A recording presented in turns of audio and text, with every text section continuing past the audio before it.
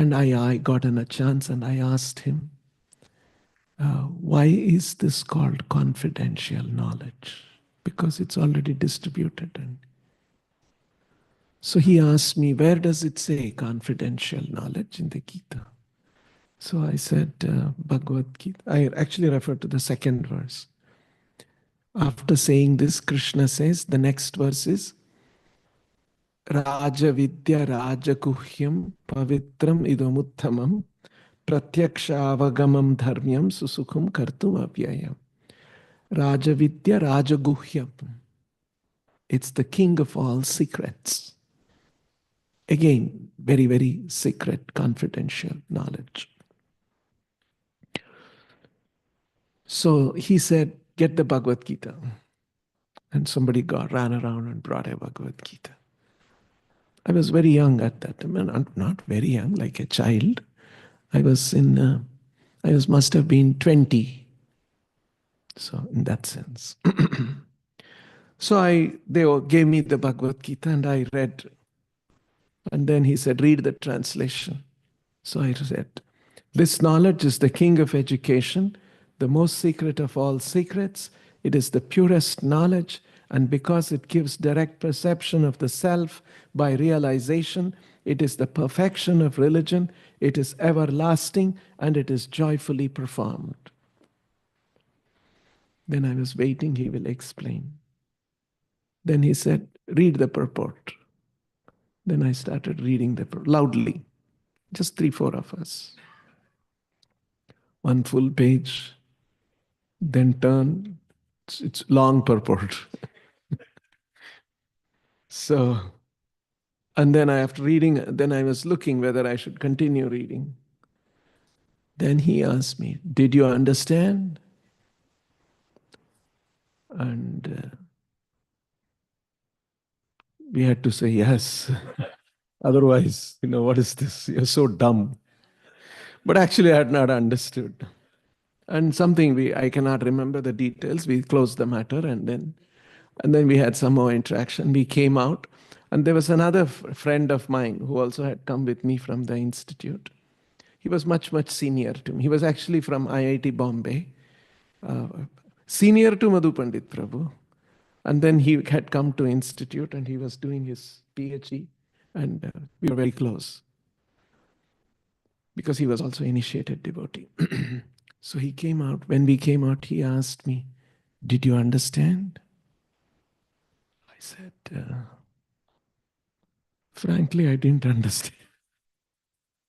I didn't figure out. And so he said, no, Guru Maharaj has already given the answer. You have to be really qualified to actually understand. Some mysticism he created about it. And so I left it like that. But it was actually bothering me. Why is Krishna calling this the most confidential knowledge? Then my next experience around this subject was, I had joined ISKCON and we had moved to Ballari Road Temple in Sadashiv Nagar. So those of you who know Little Bangalore city. And from there I would walk almost every day to BDA office. Bangalore Development Office is also nearby. Chasing the file for our Hare Krishna Hill land allotment. And because I was very new, just from college, come to join ISKCON and don't know how government offices work, all these kind of things. So I was just trying to figure out. And there was one executive engineer. He was very nice to us, nice to me. And he was respectful. He would be seeing me, I think, as a young, I was a brahmachari at that time. And so he would make me sit and talk in his office. So one day, he was talking to me and then he got a phone call and he picked up and he was talking on the phone. And I was a little curious and I was looking at all the different things that are there on his table.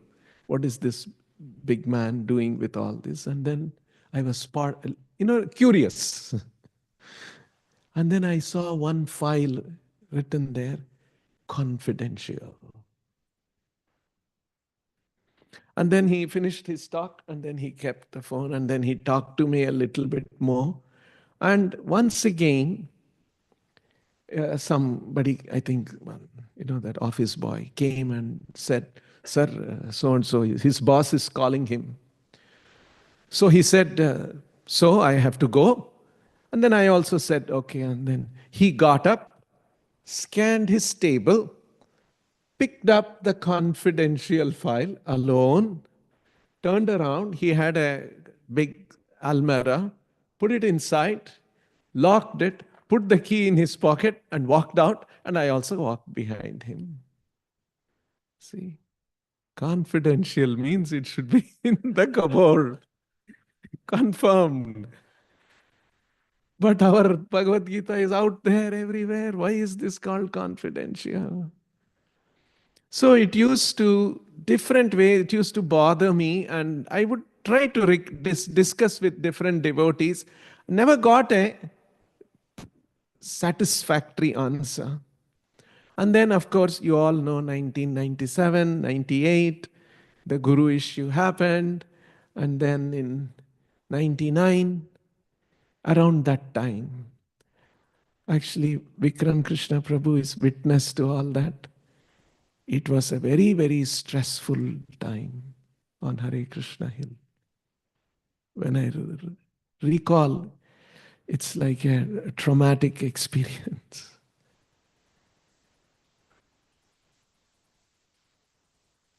And so what I used to do, the thing was that we were a very successful temple with lot of congregation.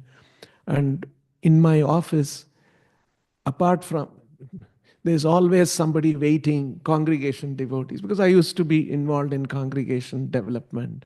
And they would come and I would spend long hours talking to them, preaching to them, etc. Long. And all of them practically abandoned the temple. This is a small handful were loyal to us and loyal to the temple were with us, but a large number. And, it's a very difficult situation because they would constantly tell, if you reject a bona fide spiritual master for the next 1 million lives, you will not get a spiritual master. Finished. All these kind of things.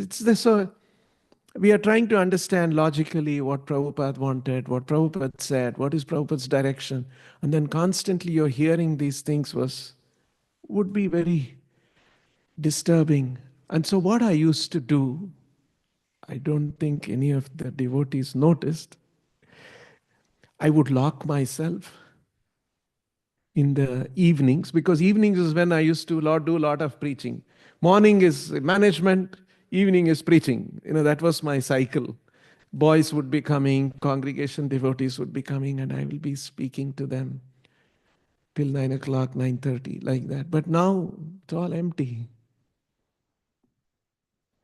So I would lock up and I would spend a lot of time reading Prabhupada's Veda base.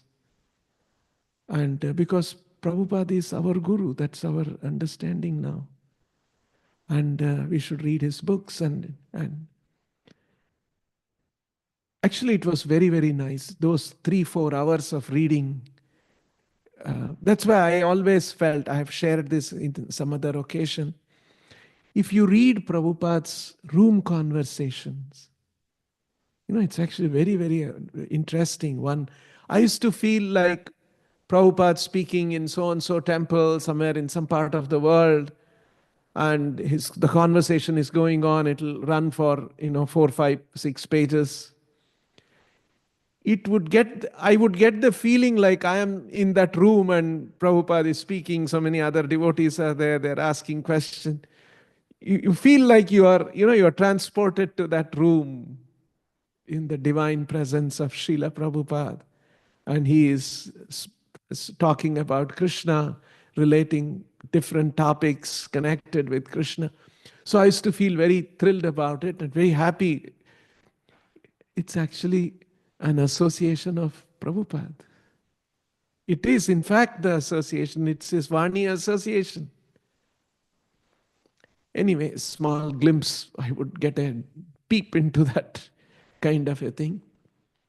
And so one day, I searched confidential knowledge because this is bothering me.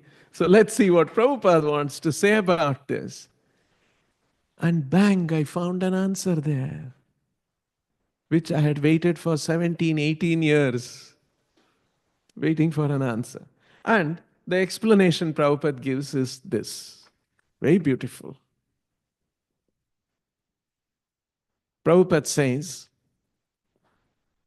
suppose there is a bank. Somebody from the street walks into the bank, goes around, and there is cashier. At least the old banks, I don't know now banks how they are. I've not gone to. I mean, I've gone to, but not. And I don't know definitely how American banks are. So in India, the banks that we used to see in those early days, there would be a cashier cabin which had grill and all that. He would be sitting like a zoo animal, caged up, because obviously he's having a lot of money and he has to be. So this man walks in from the street, goes into the bank, looks around and sees cashier, and he goes there and he asks, how much money is there in the bank today? The cashier will obviously get very annoyed and he can probably call the security and have this guy thrown out of the bank. A few hours later, the bank manager, who was otherwise inside in his room, cabin in his office, and he was talking to some customers, he comes out and he's walking around, going around, doing his rounds. And then he also comes to the cashier. And then he peeps and he asks, how much money is there in the bank today?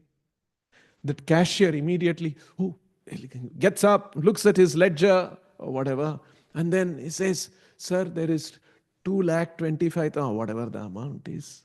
He will tell. Prabhupada's explanation was, how much money is there in the bank is a confidential information. Confidential means only those with qualifications can have access to that information, to that knowledge.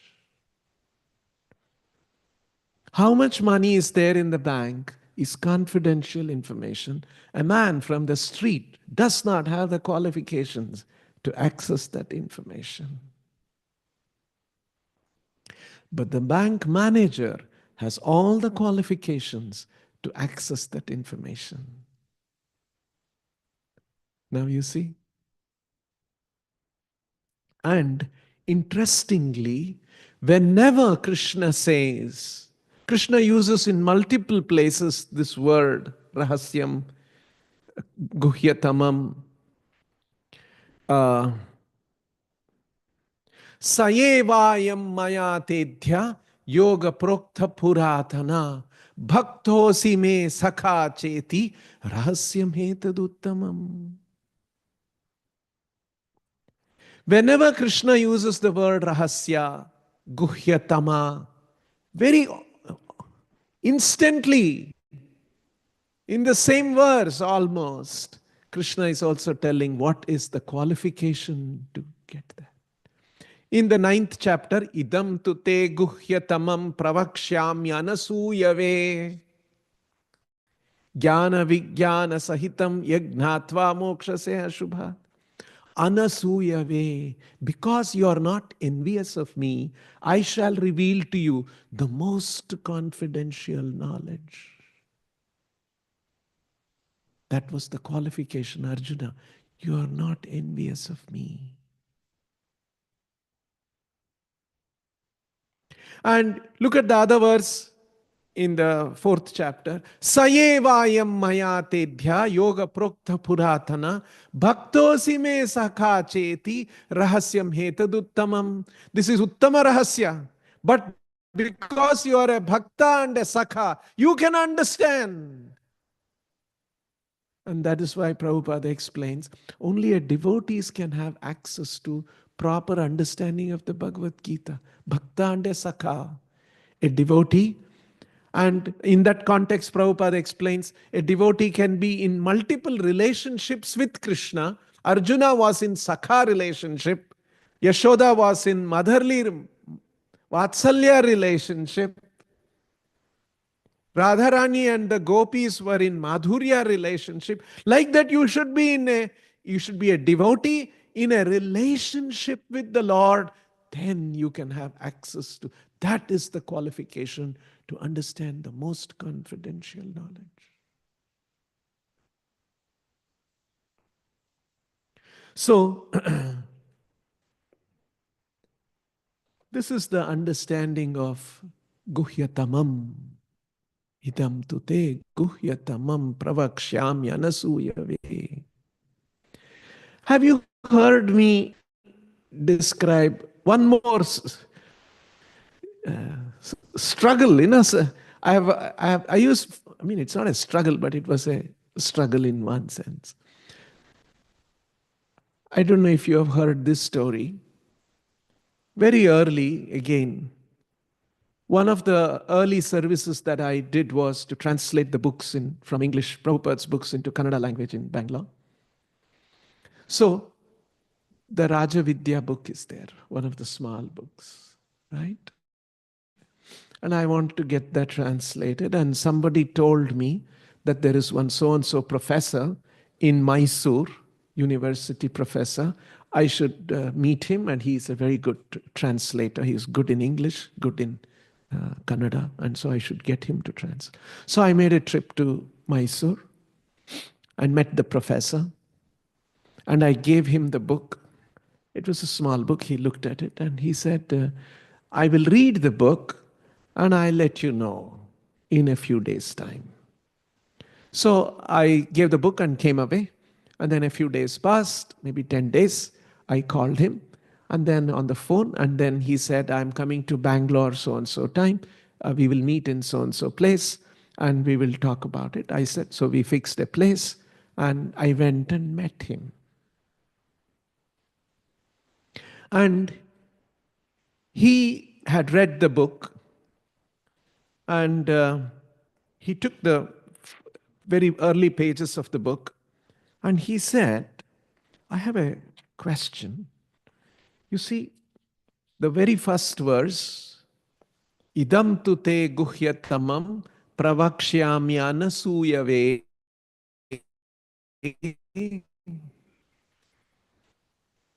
The word anasuyave, I saw a few other translations, he said, the professor said. He must have looked at some other.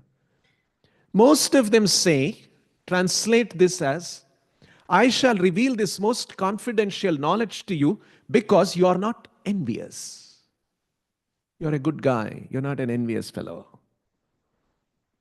But here Prabhupada has translated, because you are not envious of me. Why does your Swamiji translate this as envious of me?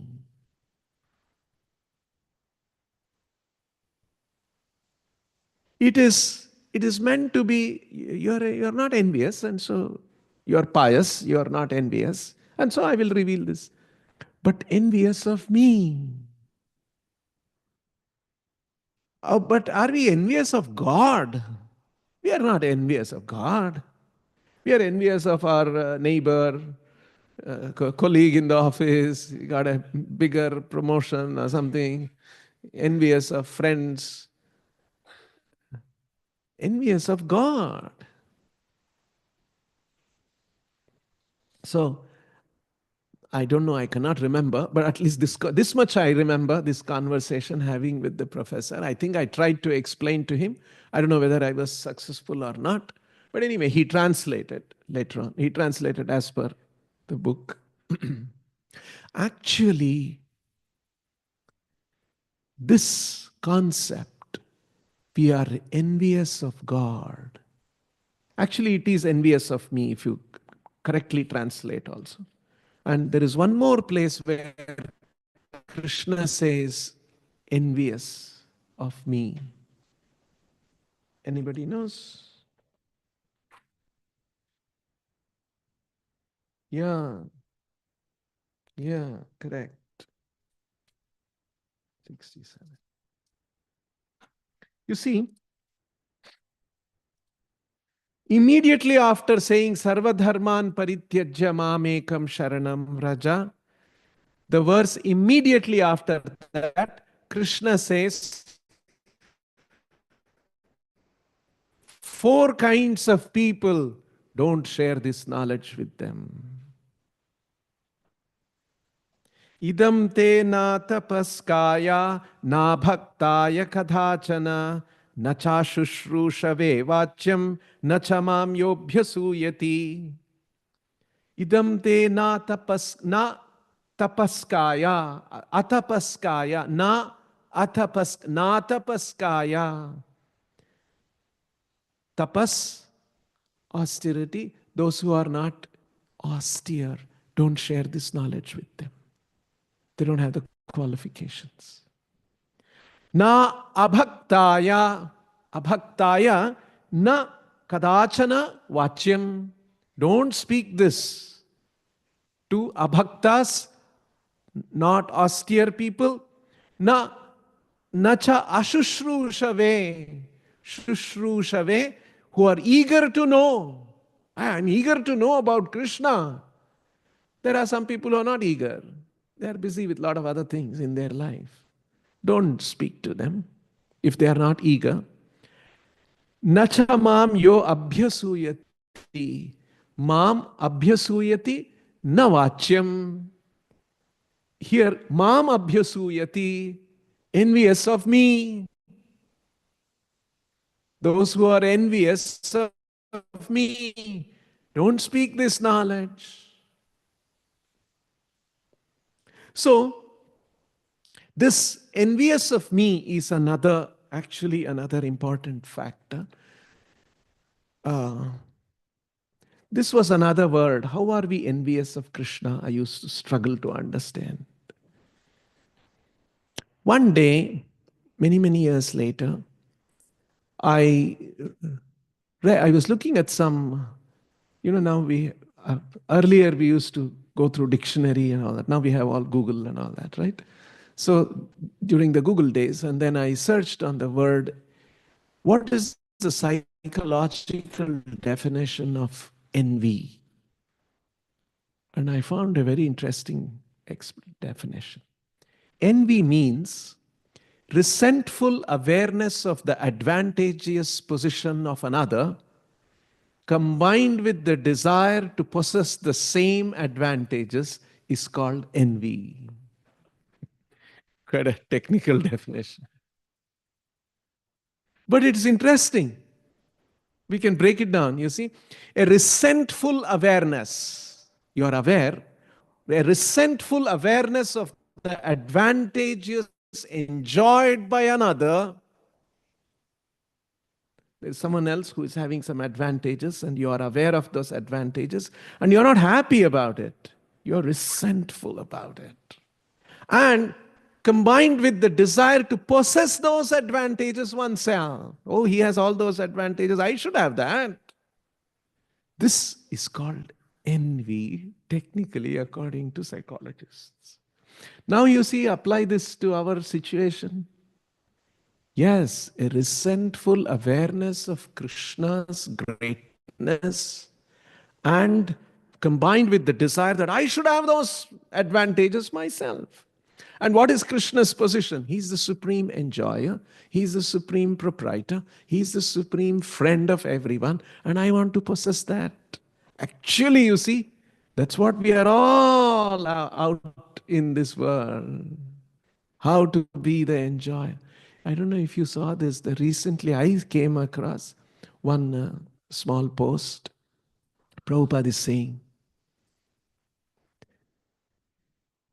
the purpose of the mission of the Hare Krishna movement. Oh, we are also Hare Krishna movement here. Right? The mission of the Hare Krishna movement is to convince people that we are not the enjoyer. Krishna is the enjoyer. That's the purpose. We are not the enjoyers. Krishna is the enjoyer. We are the enjoyed. We are his part and parcel, meant to give him pleasure. Of course, when we give him pleasure, he fills our heart with pleasure. Not that you have to give him pleasure and you have to suffer because of that. No, he is reciprocate. So we are independently looking for happiness and pleasure is inappropriate. That's not our position. That is Krishna's position, to be the enjoyer.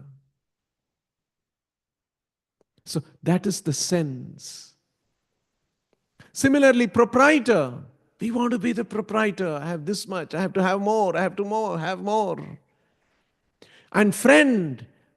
Everyone should relate with me nicely. I should be relating with others nicely. More and more people, more and more people. It gives me so much joy.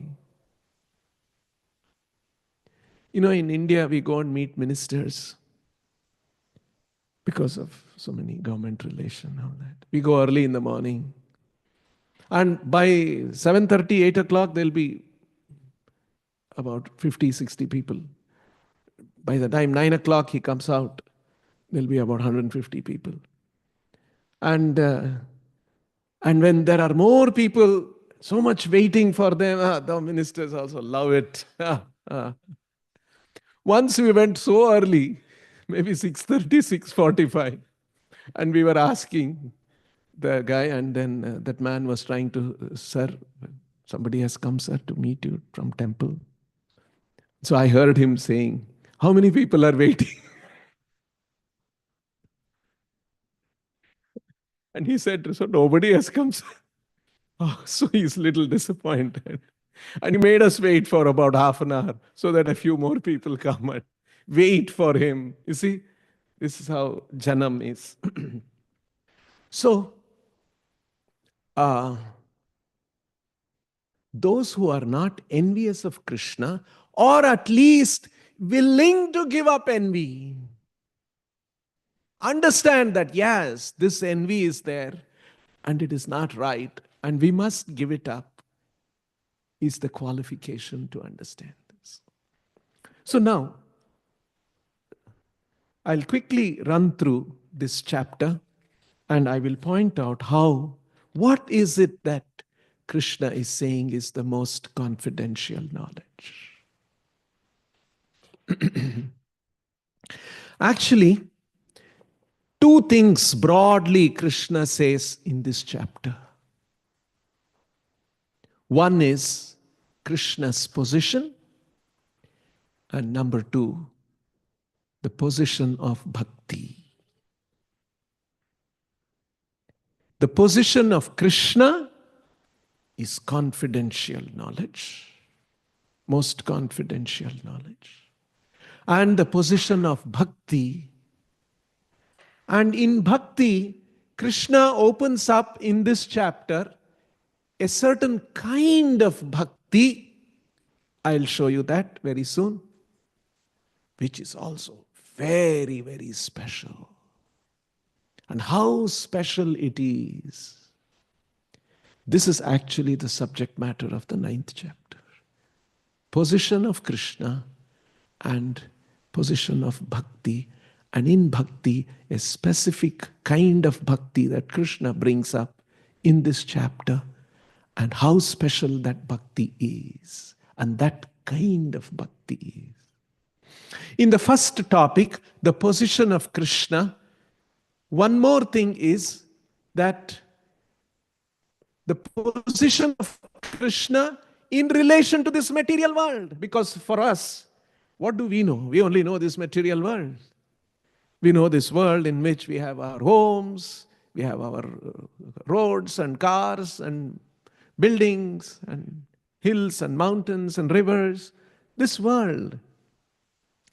How does Krishna connect with this world, relate with this world? This is Krishna's position and Krishna's position with respect to this world. These are some of the things. And then about bhakti and a specific kind of bhakti. We'll examine all these things. And another important thing, in the third verse, Rajavidya Rajaguhyam, there is one more nuance to the qualification to know. Anasuyave is the one qualification in the first verse. In the third verse, Krishna gives another nuance to that qualification. And what is that? Ashraddhadhana purusha dharmasyasya parantapa aprapya mam nivartante mrityu samsara vartmani. You see, now look at this. Actually,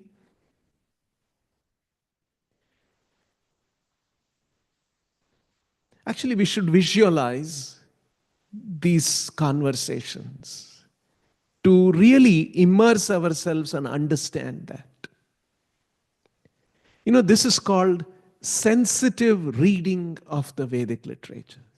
This is one of the very unique and special things about Chaitanya Mahaprabhu and his Sampradaya. Our acharyas read the Vedic literatures in a very sensitive way. I'll give an example of what is the meaning of sensitive reading of the Vedic literatures. I'll give one example.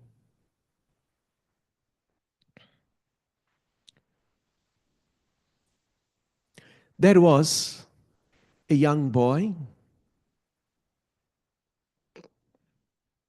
and he was in college, and he went to a cafeteria, and he and few other boys, and there was a next table, there were a group of young girls of the same college, and they looked at each other, this particular boy and a particular girl, they looked at each other, and some chemistry happened between them. And they got to know, and they met, and they developed a relationship. And for some reason, they had to get separated, and let's, broadly. And then they were not able to meet for a long, not forget all the mobile and WhatsApp message. I'm talking about 150 years back when all these things did it. So, and then after they were longing to meet and they were not able to meet. And finally, she wrote one letter, and the letter came to him, and he got the letter and he read the letter. And that night he could not sleep. He would wake up, again read that letter. You know how it happens? Say, for instance, now this incident is over, and then 10 years, 50, 30 years, 40 years, 50 years, 100 years, somebody finds that letter, somebody researching something, they will read that letter. Do you think that man who reads that letter will have a sleepless night? Nothing for him. Hey, I love you very much. I am waiting to meet you. But when that boy read that, how it was sensitive reading. He could relate. He was not only reading those words, there was something behind the words which he was feeling and absorbing, which she had actually tried to communicate to him. That was truth. In the same way, when Krishna is speaking Bhagavad Gita to Arjuna, it is not only there is a certain meaning and syntax to it, there is a certain spirit in it.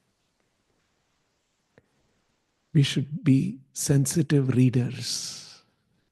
Here, Krishna is saying, I'll tell you the most confidential knowledge. Because you are not envious of me. This is the king of knowledge. Highest knowledge. And with faith, you must understand this. If you don't have faith, aprapyamam, you cannot achieve me. You cannot come to me. Mrityu samsara vartmani. You will be stuck in this. You will be here in this samsara of birth and death. So here Krishna is appealing. Read this with Shraddha. Shraddha cannot be imposed. Shraddha cannot be commanded, demanded. Shraddha is something that the living entity has to develop. Yes, this is Krishna. I'll hear your words. Now, the consequence of such a sensitive reading, what is the consequence of such a sensitive reading? Krishna explains in the 10th chapter, very next chapter. The Bhagavad Gita explains. How Bhagavad Gita explains? After saying, you see, 9th chapter is Guhyatamam. And then in the 10th chapter, we all know there are 4 verses of the Bhagavad Gita, right? Considered to be the heart of Bhagavad Gita, the most confidential knowledge. Again, it continues, spills over there. After speaking those 4 verses, what does Arjuna say? Sarvam etadrutam manye yanmam vadasi Keshava. Sarvam etadrutam manye yanmam vadasi Keshava. Mam vadasi sarvam rutham manye. Whatever you have told Krishna, I accept it as the final truth. This is the meaning of Shraddha. Krishna has said that. This is final. I accept it as the truth. No questions about it. This is the truth. Sarvam etad ritham manye. I regard, manye, I regard, I consider, ritham, the truth. Sarvam, not I'll select something, this is convenient for me. This I'll accept as truth. This I have no doubt, I have some doubt, I'll leave it aside. Sarvam etad ritham manye yanmam vadasi Keshava. Whatever you are telling Krishna. Imagine there is a businessman. You know, in India, we have family businesses. And so this is a big family. And here also you have family business everywhere in the world. So this is a family business. This man has been running this business and it's become successful for 40 years he has done. And he has got 5, 6 children and 3 boys, 4, 2 girls, all of them. They're all involved in the business. But then he's getting old. And among all his children, he will call one son. My dear son, I'll tell you the secrets of our business. Some things. And then to that very, very trusted son or daughter, he will say, listen to me. This is what we do in the business. You see, that's a very confidential communication that happens. In the same way, Krishna is saying something that is very confidential about himself, about his position. Because he's telling about his position. So if somebody is envious, somebody is doubtful, has no Shraddha, what is this? It will not be absorbed. That's why after saying Ashraddha Dhana Purusha, immediately after that, Krishna begins to explain who he is and how he relates with this world. Maya tatam idam sarvam jagadavyakta murtina matstani sarva bhutani nachaham teshvavastitaha. This world is pervaded by me. I'm everywhere in this world. But in my avyakta murtina, I'm not vyakta, I'm not manifest, I'm hidden. This world is pervaded by me in my avyakta murtina. And so on and so on. I will skip all this. You can read slowly. And then important verses I will take. Mayadhyakshena prakriti suyate sa chara chara hetunanena kaunteya jagat viparivartate. This entire material cosmos is under my adhyaksha, my superintendence. It is moving, it is manifesting. See Krishna's position.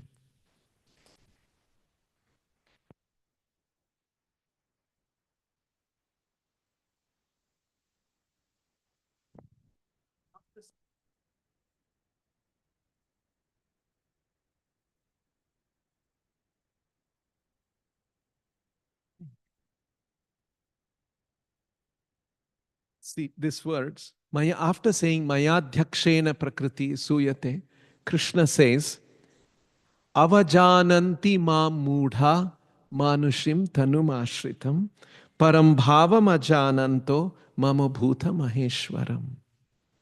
Actually, the word avajananti,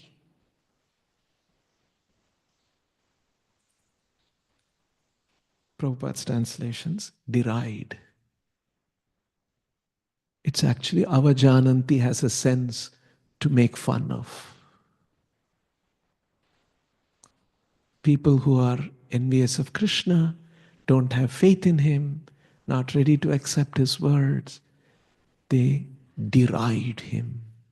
Avajananti mam. And Krishna is quite strong. Mudha.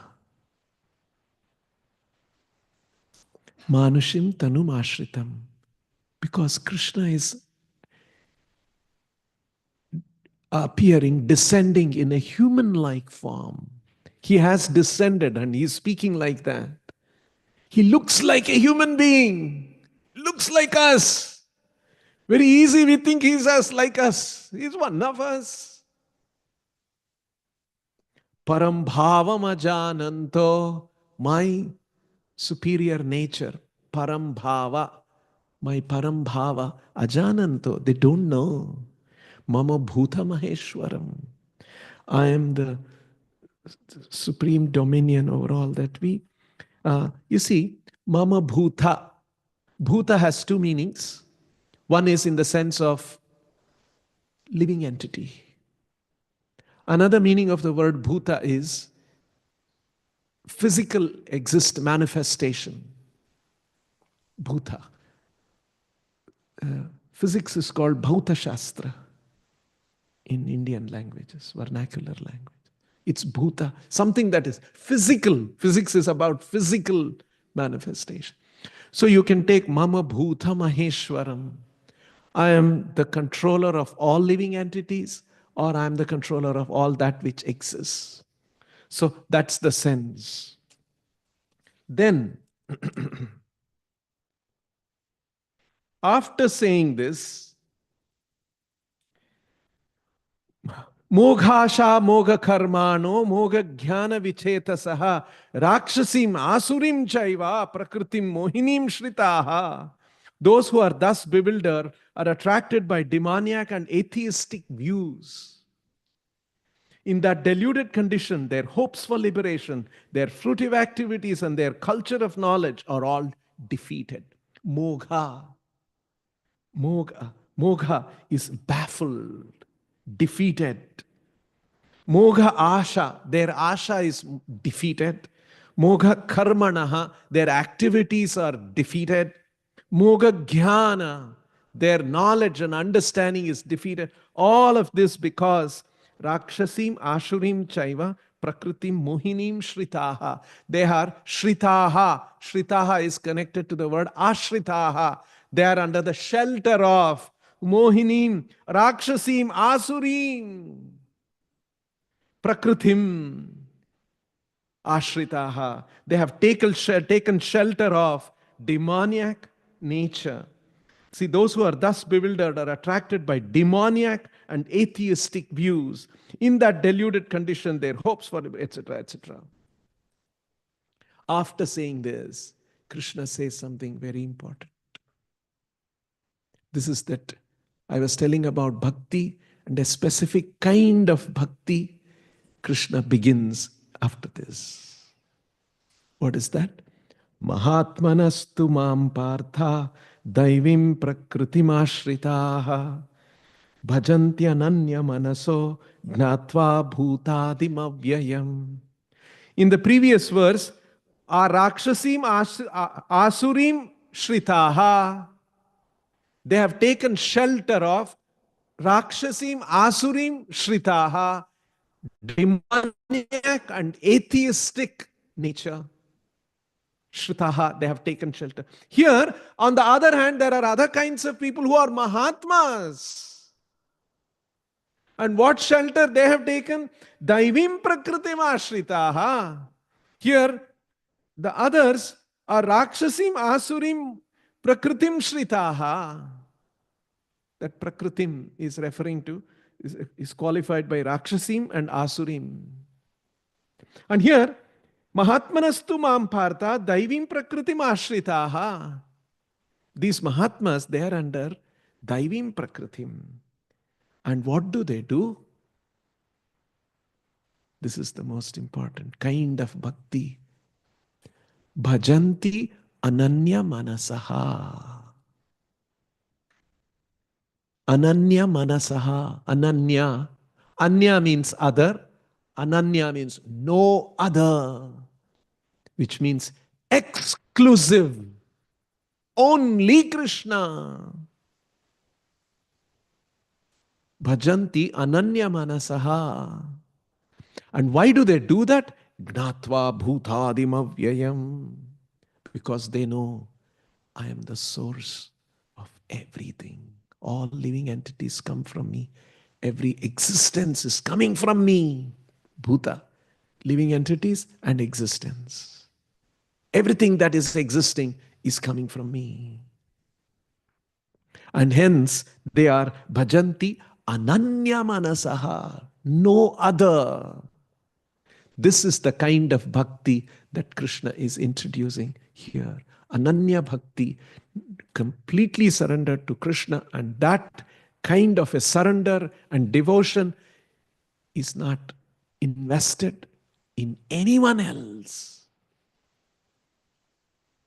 Ananya manasaha. With everyone else, we act out of duty.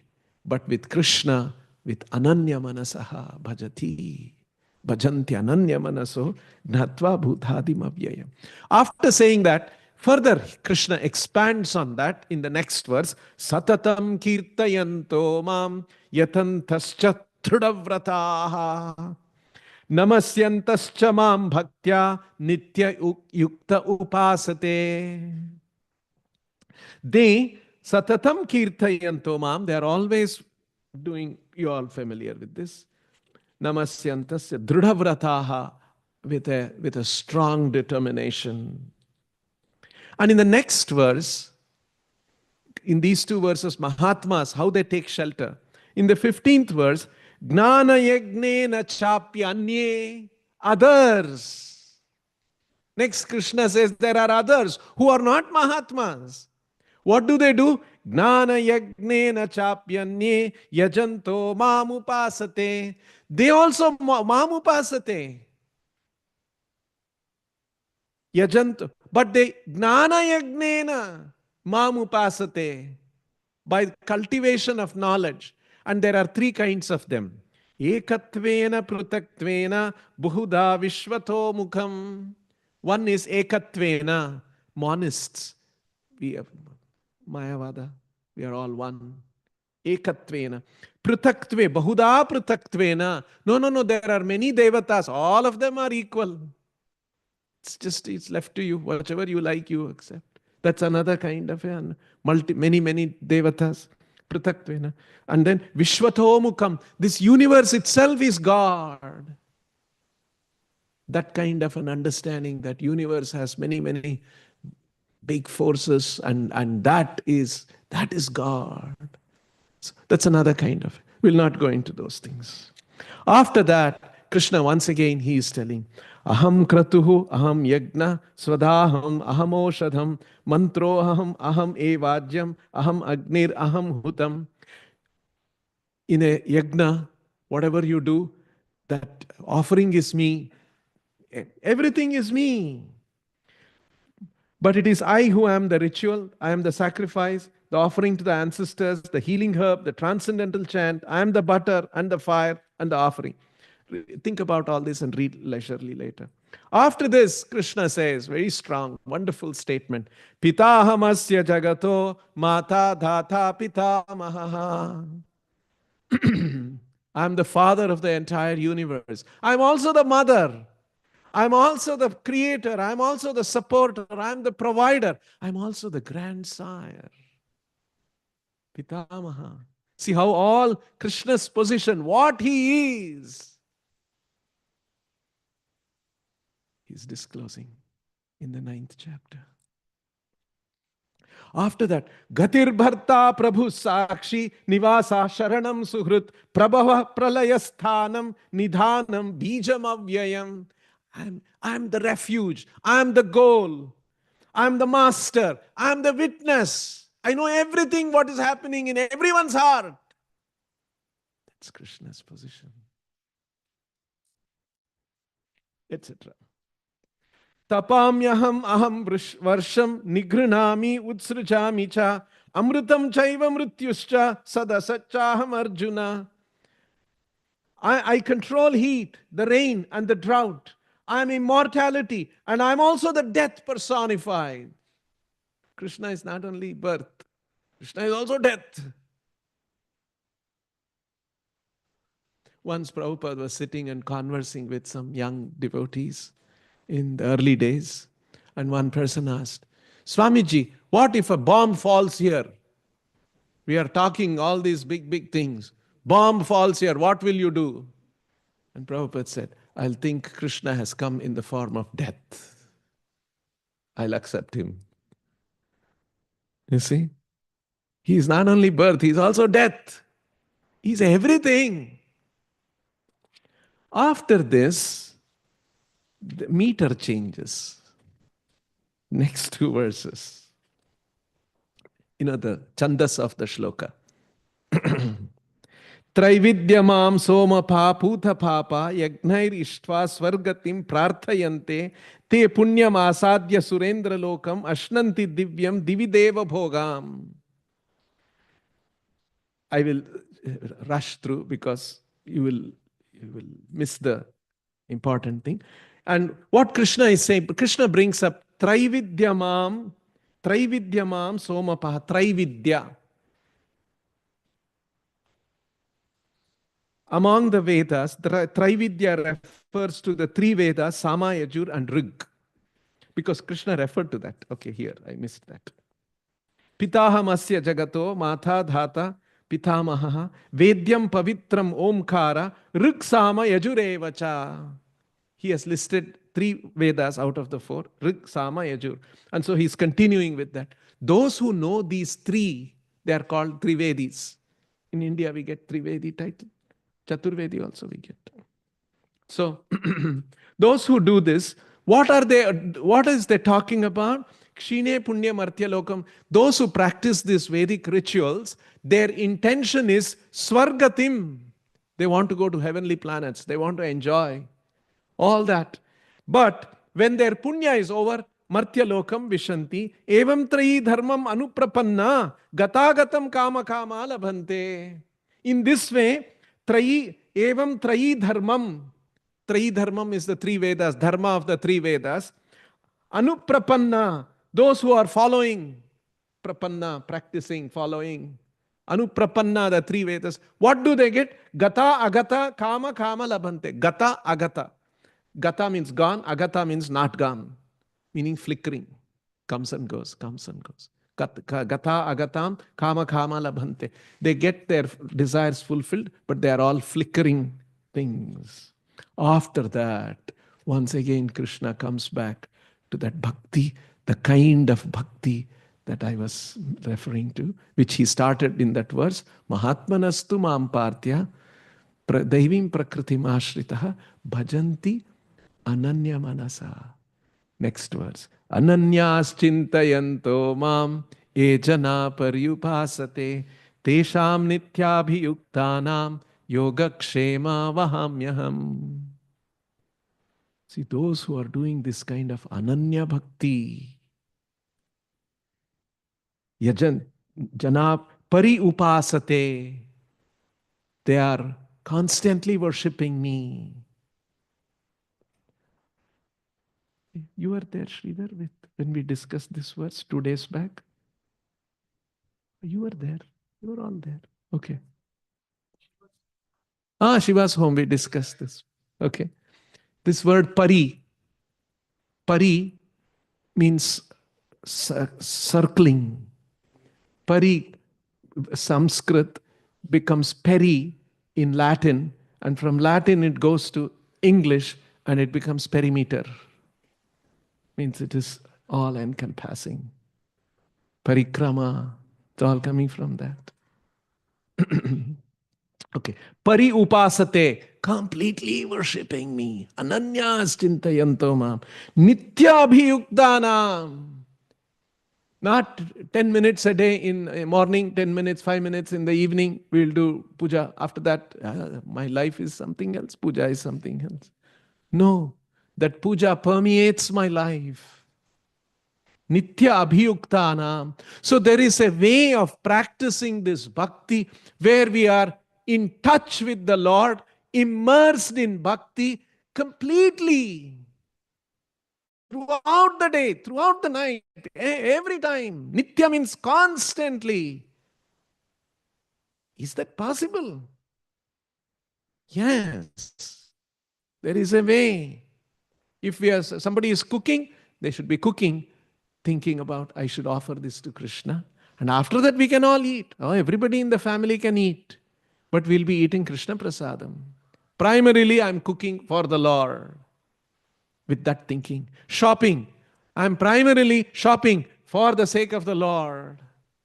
I'm working, getting salary. So many things I'm doing so that I can maintain my family of devotees, and in my family, in my house, I can be engaged in devotional service, and to support that, I'm working. So in this way, connect everything to Krishna. Okay. Ananyas chintayantu. After saying that, Yepi anya devata bhakta. See, ananyas, only me. There are others, anya devata bhakta. There are others who are devoted to other devatas. Yepi anya devata bhakta yajante shraddhayanvitaha. They also worship the anya devatas with lot of shraddha. Tepi mameva kaunteya yajanti avidhipurvakam.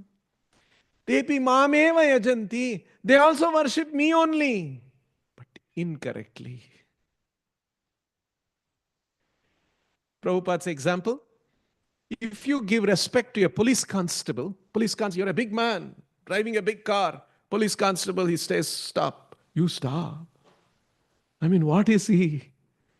You are such a big man, and he's only a police constable. But he puts his hand out. You stop. You respect him because you respect the police department. You respect the government. So, Devata worship is actually Devatas. They are empowered because they are getting Krishna's power is manifest in them. And hence, in a sense, they are worshipping me, but it is improper. Avidhi purvakam. Vidhi purvakam. Avidhi purvakam. Purvakam means full of, consisting of. Proper vidhi purvakam, avidhi purvakam. Avidhi purvakam, mam eva yajante.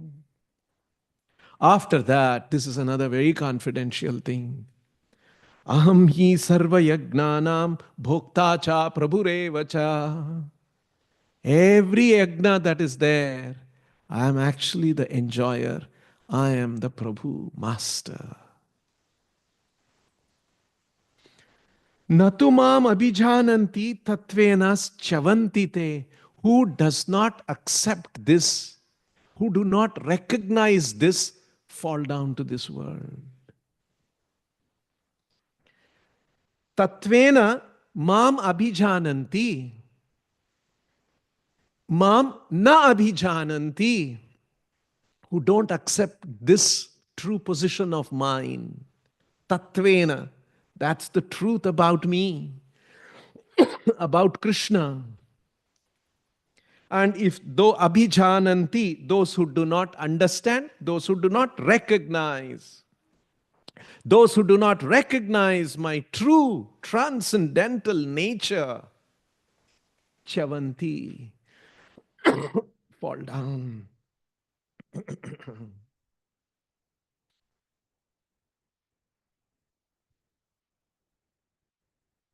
And then Krishna says, those who are worshippers of other devas, yanti deva vrata devan.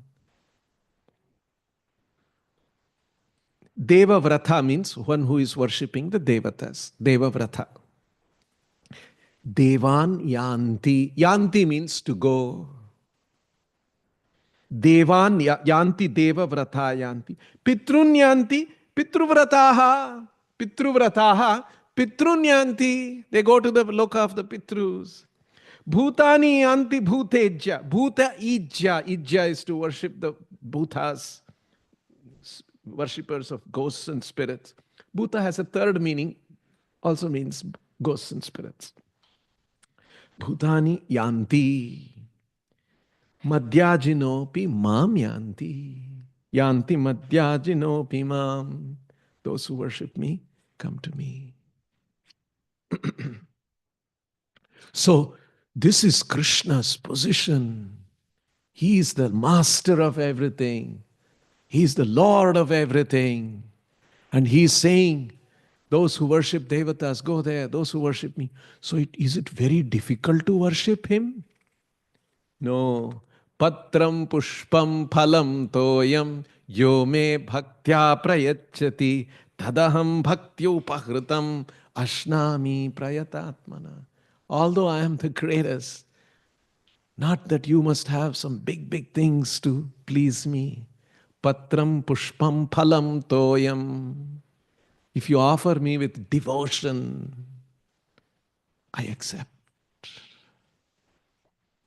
And then Krishna is saying, Yad karoshi yadashnasi, yad juhosi yad dadasi, juhoshi dadasi yad tapasyasi kaunteya, tat kurushva madar.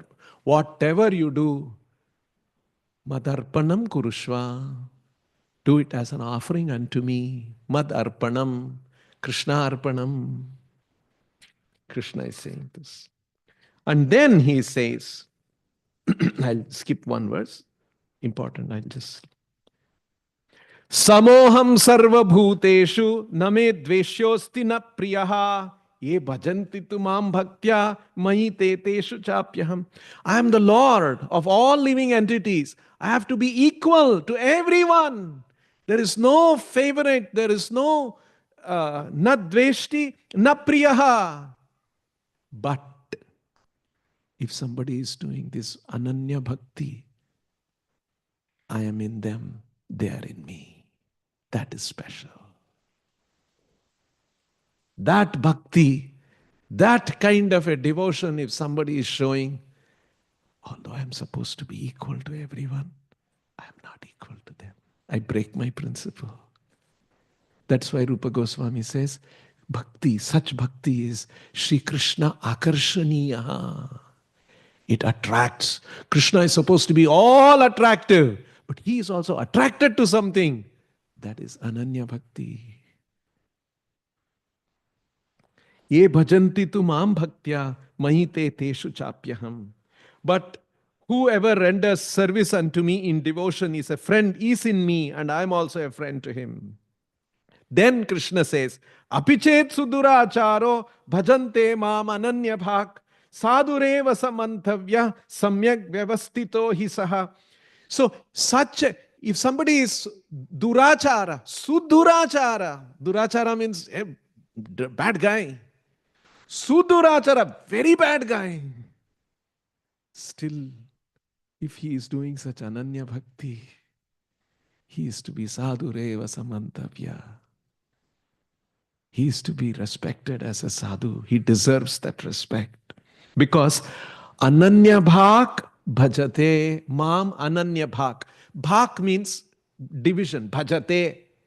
Ananya means undivided. See, he's coming back to that. Ananya manasaha, ananyas chintayanto mam, mam ananya bhak bhajate. See, it's revolving around that subject of exclusive devotion to Krishna. Sadhureva samanthavya samyak vyavastito hi saha. Okay, few minutes only. With this I'll close. Why? Because kshipram bhavati dharmatma shashvat shantim nigacchati. Count. So very soon he will become all right. Maybe he did some bad activity, some habitual, some old thing, something happened, but he is still wanting to do ananya bhak bhakti. He will become all right. Very soon he will become well established. And then Krishna says, in this context, Kaunteya pratijanihi name bhakta pranashyati. Such a devotee is never vanquished. That is the position of a devotee. And then further, Mam hi partha vyapashritya epis yu papayonayaha striyo vaishyas tatha shudras tepi yanti param gatim. If papayonayaha, people who are born in sinful situations, and striyo vaishyas tatha shudras, anyone, if they take shelter of me like this with ananya bhakti, param gatim, all of them, yanti param gatim, they all can come to the highest perfection.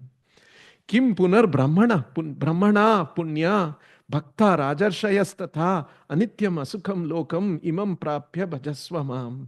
If fallen people, people who are born papayonayaha, if they take shelter of me with ananya bhakti, they can get, then what to speak of? Puna brahmanaha punya bhakta rajarshaya tata. So what to speak of pious people, brahmanas, rajarishis, and bhaktas who are all trying to serve me.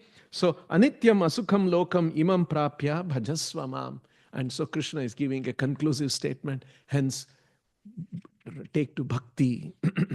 How much greater than are the brahmanas, the righteous, the devotees, and saintly kings who in this temporary miserable world engage in loving service unto me.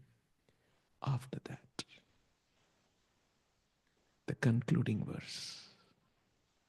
Remember the first verse Krishna started. This is the most confidential knowledge. And what is that? Manmana bhava mad bhakto madhyajimam namaskuru mameva eshyasi yuktvaivam atmanam matparayanaha. Always think of me, worship me, offer your respects unto me. Become my devotee. That's the conclusion. Yes. So you just see how I want you all to read leisurely, reflect on this ninth chapter. Very, very wonderful chapter. I mean, every chapter is wonderful.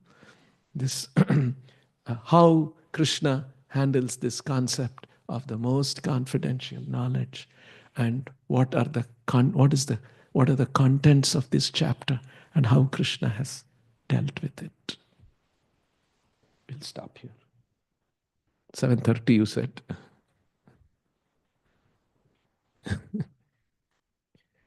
Anyone has any questions? Somebody? Ananda Kishore. Prabhu, the Bhaktosi me Sakha Cheti, you were referring to that verse. So that's also another qualification for receiving, apart from being not envious of Krishna. Yes, true, true. So the question is, Bhakta as well as Sakha, one has to understand their relation with Krishna, or one who has come to that point of realizing their rasa with Krishna, or is it just Bhakta?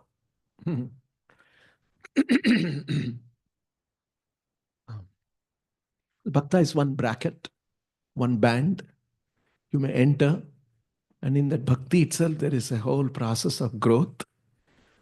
And one has come to that ananya bhakti and devoted to the Lord when the realization and revelation of the relationship is happening and is situated in that relationship.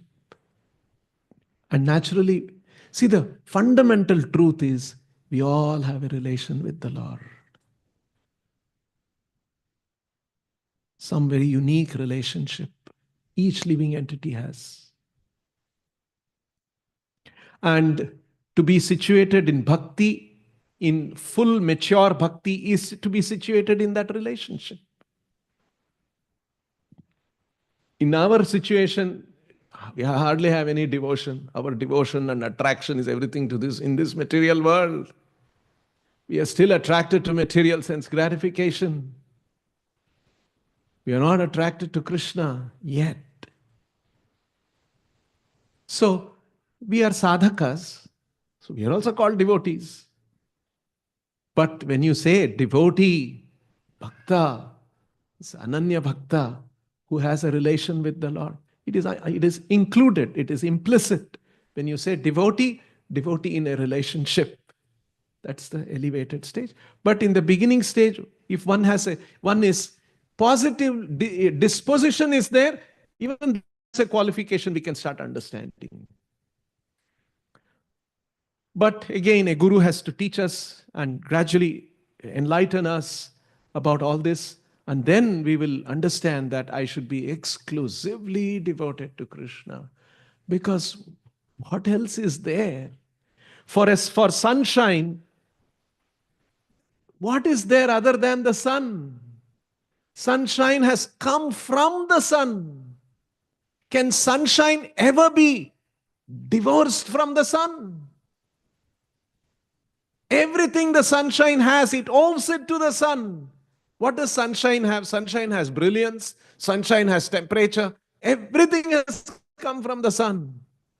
In the same way, everything we have, one of the things we have is existence. We exist. Our existence itself is because of Krishna's existence. Sunshine exists because sun exists. That's our situation. And hence we have no other business other than to be completely devoted to Him. That's the meaning of Ananya Bhakti. So all this realization and to implement that in our lives, it may take a little time, the sadhana. Life will take us through different things, and then slowly Krishna will help us give up all these attachments. So it's a process of development of the bhakti. Hare Krishna, Prabhu.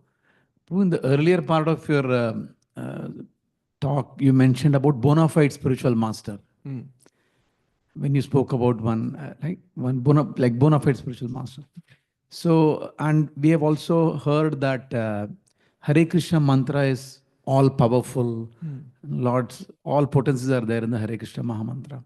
So I read Prabhu in Namamrita, Prabhupada says that if you have not received the Maha Mantra from a bona fide spiritual master, then that Maha Mantra is not effective. So how do we understand it at one end? And then what happens to those people is the next question actually. So at one end we hear that Maha Mantra is all potent, most effective, and all powers of the Lord are there in it. Okay. So Prabhupada is referring to that verse, Sampradhaya vihinne mantrastu e nishphale mataha. So Sampradhaya, if one is not receiving the mantra in a Guru Parampara, in a Sampradhaya, Vihinna, ye mantrastu nishphale mataha. If we don't receive the mantra from a bona fide spiritual master, it will not be effective. It will not bring the desired fruit. So,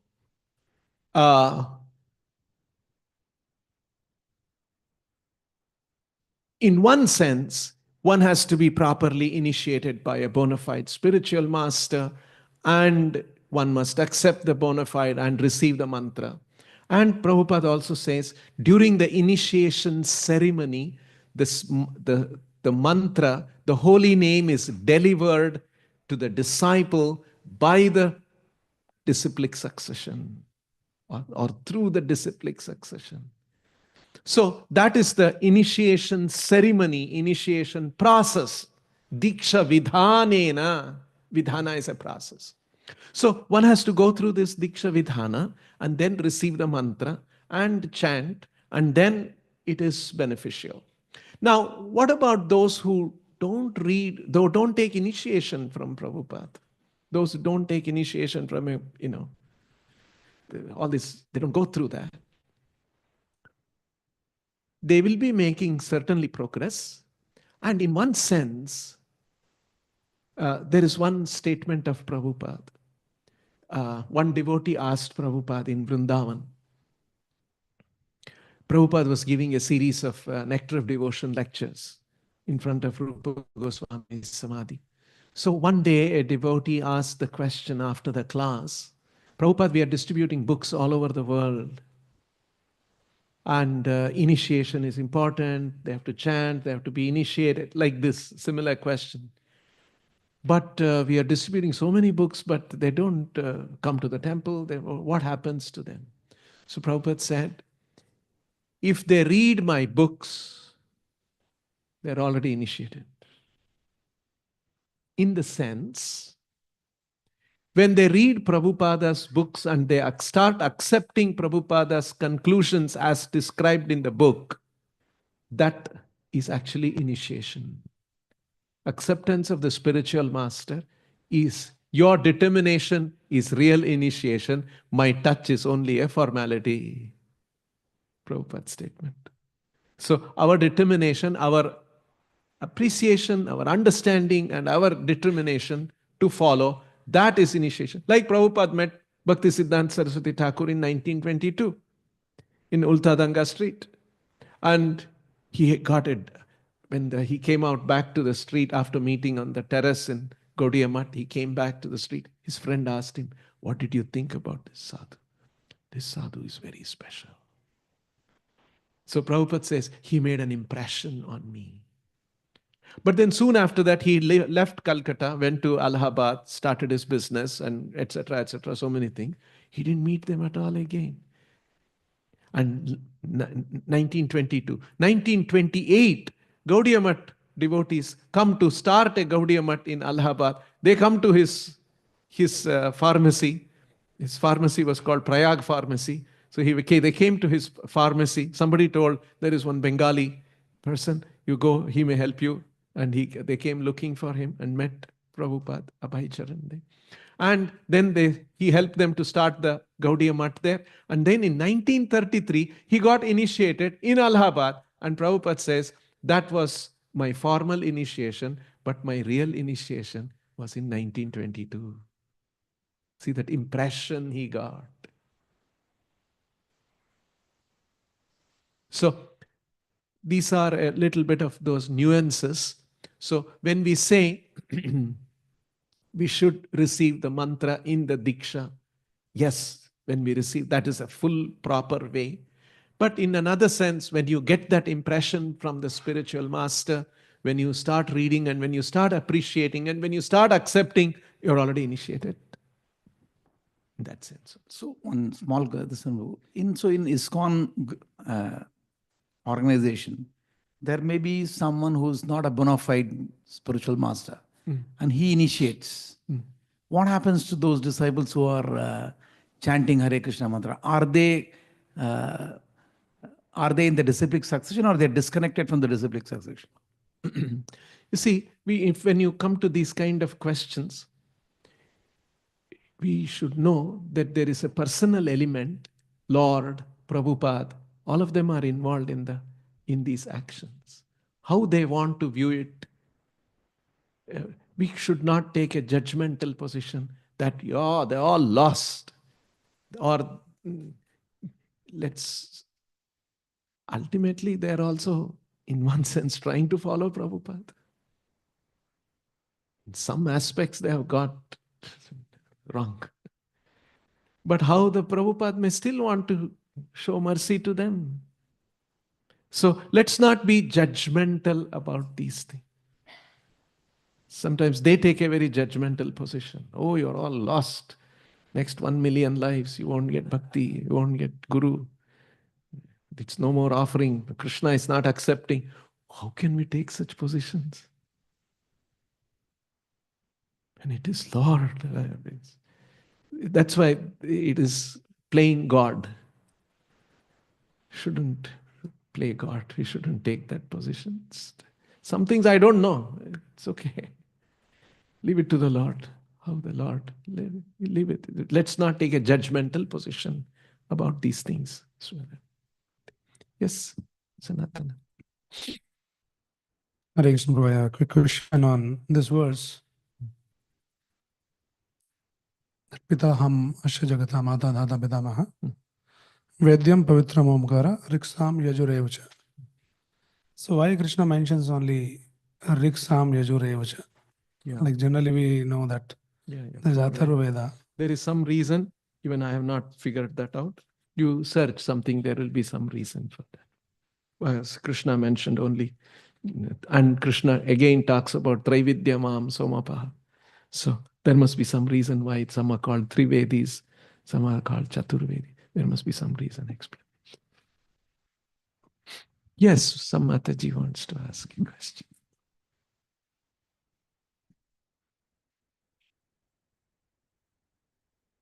Hare Krishna Prabhu, Dandavat Pranam, all glories to Prabhupada. Prabhu, so today's topic was more about enviousness. One question is that in this enviousness, to my understanding, is also due to the three modes. When one comes to material world and they're affected by one of the three modes, enviousness is one of the quality which manifests. But we also hear that in the spiritual world, we got envious of Krishna. And spiritual world is transcendental. There is no modes there. So how come we got that enviousness nature in the spiritual world? Okay. Thank you, Prabhu. Okay. You see, this is a question that comes up in devotees' minds, rightfully.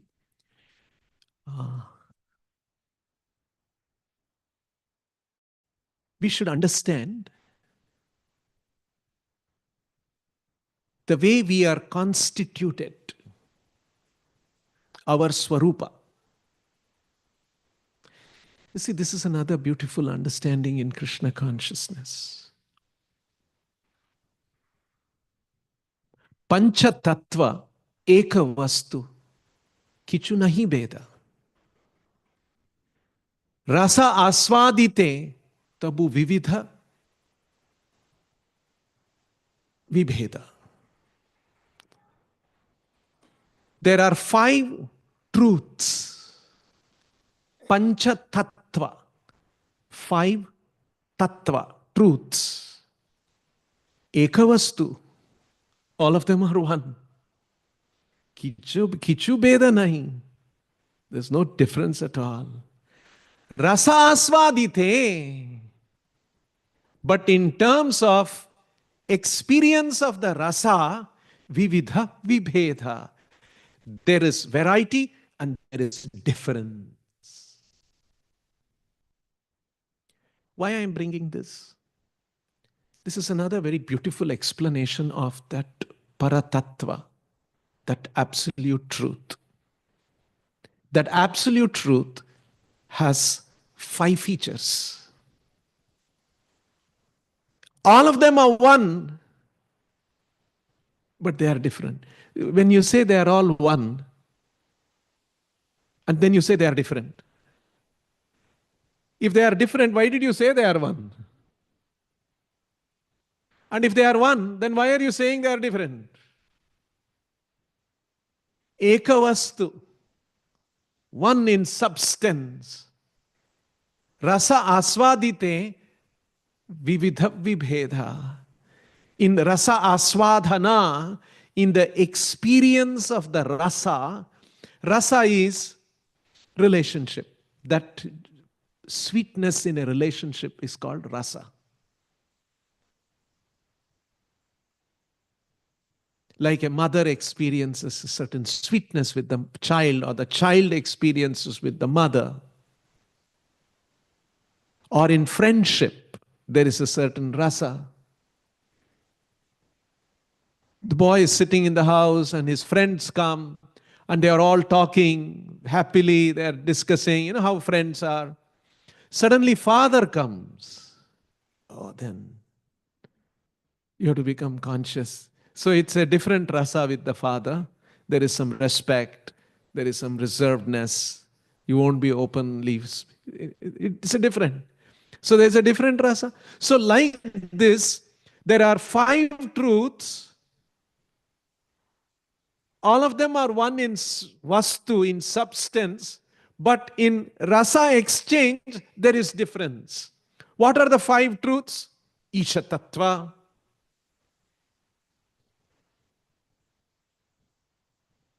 Swamsha tattva or Prakasha tattva, Avatara tattva, Shakti tattva, and Jiva tattva. And we are that 5th one. We are also one, that one of the truths. That Jiva tattva's swarupa or constitution is such that we are engaged in loving service of the Isha. Isha is the absolute truth, Krishna. Tat Prakasha Tattva or Swamsha Tattva is the first expansion Tattva, Balaram. And then from Balaram comes many more expansions, and some of the expansions appear in this material world, Avatara Tattva. And there is Shakti Tattva, that Isha Tattva has unlimited Shaktis, and that Shakti is also another Tattva. And there is one more Jiva Tattva, which is not Swamsha Tattva, Vibhinnamsha, but Vibhinnamsha Tattva, part and parcel. There is an expansion, but in that expansion, the full potencies of the original are not present. And that's why it is called Vibhinna Amsha. Swamsha is one's own potency, expansion, plenary expansion. Prabhupada uses that word. Meaning in the expansion, all the powers of the original are present, like Balaram. So they are all one. Even we are one with Krishna. In that sense, there is oneness between us and Krishna. Ekavastu. But rasa asvadhite vividha vibheda. But in rasa asvadhana, for the Isha tattvas, for the Lord, for it is his position to enjoy the rasas, and our position is to provide that rasa enjoyment to the Lord. So rasa asvadit. So now for this rasa asvadhana vividha vibheda, the living entity to provide that rasa, it is loving rasa. All of them are loving rasa. For love to exist, there has to be free will. So Krishna has constituted his 5th tattva, his tattva. We are also part of that. We are ekavastu. But our situation is that we are tatastha. We have been given that free will, and we can use that free will and make a mistake. Potentially possible. In other words, free will is there means you can choose. Free will means you can choose. And if you have to choose, at least 2 things must be there. Suppose you go to a restaurant and you ask, the waiter comes, and then you ask him, what do you have for breakfast? Sir, today we have idli, and you can choose, sir. Tell me, sir, what else do you have other than idli? Sir, we have idli, sir, and you can choose. I mean, you must say we have idli and dosa. Then you can ask me, you please choose one of the 2. Right? You can't say there is idli and there is please choose. There is no choice then. So, moment For love to exist, free will is required. For free will exists means at least two choices must be there. And one choice is to turn to Krishna or to be forgetful of Krishna. So when the thought comes to that jiva, that the Lord is in this position, He's enjoyer, He's the controller, He's the master, everything is circling around Him, everything is centered around Him. Why can't I be like that? Can I also be like that? When that thought comes, Krishna Bahirmukha Jiva, Nipat Nikatasthamaya, Japatiya Dhare. Immediately, Krishna's illusory potency is there. Illusory potency takes over and gives that living entity. You want it to be independent. You want to be the center. Okay, there is another domain.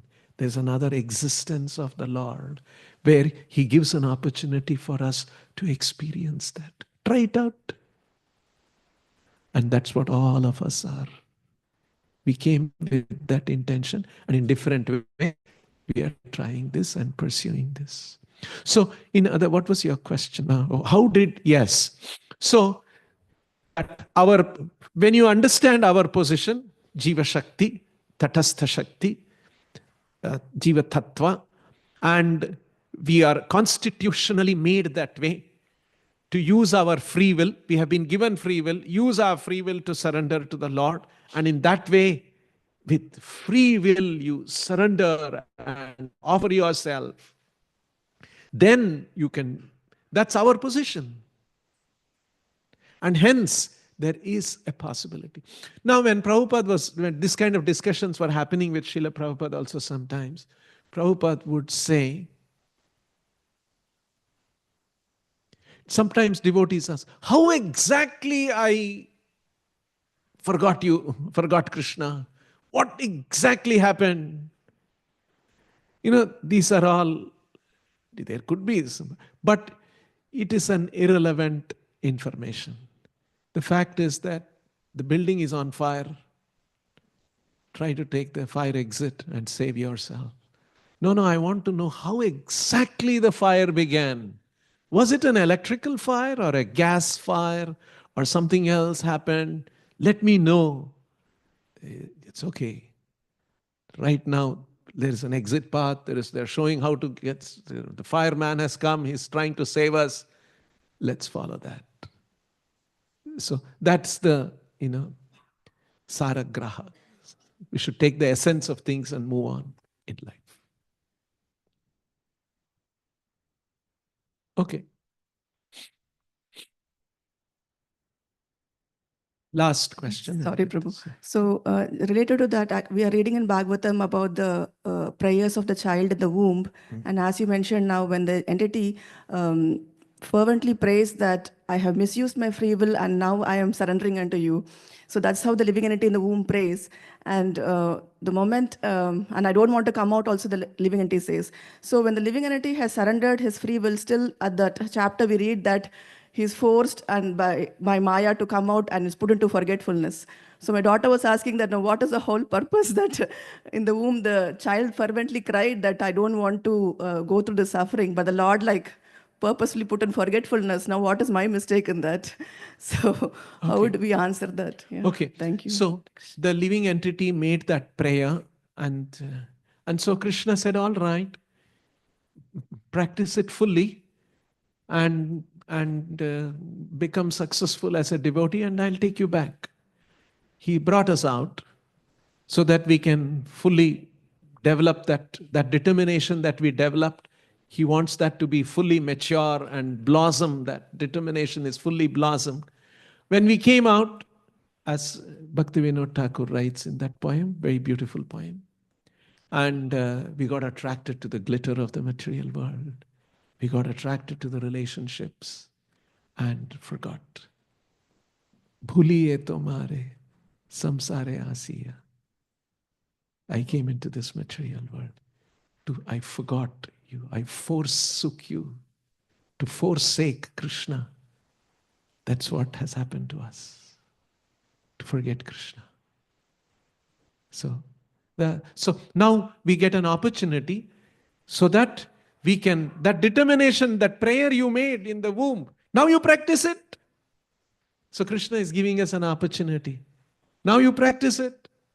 And fully be determined, Dhradavrata, light desire. I don't want to take it very carefully. I want to make sure you really desire it. Like sometimes mothers are cooking. Sometimes the child is sleeping and then he wakes up. A little crying. Mother will look at it. Okay. And when the child starts crying, then the mother will leave everything and go and pick up the child. Isn't it? Say a light cry, it's okay, leave it.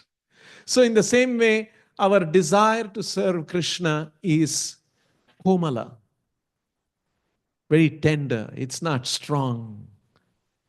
Krishna is talking about dhradavrataha.